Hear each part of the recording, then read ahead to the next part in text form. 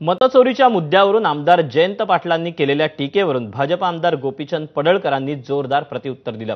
हिम्मत असेल तर जयंत पाटलांनी आपल्या आमदारकीचा राजीनामा द्यावा, मी त्यांच्या मतदारसंघात निवडणूक लढवायला तयार आहे, असं थेट आव्हान त्यांनी दिलं।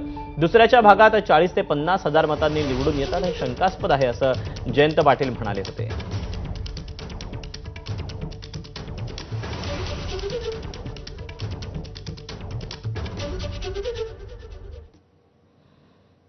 या देशात पहिल्यांदा सामान्य माणसं विचार करायला लागतात की अरे हे निकाल लागतात हे खरे आहेत का?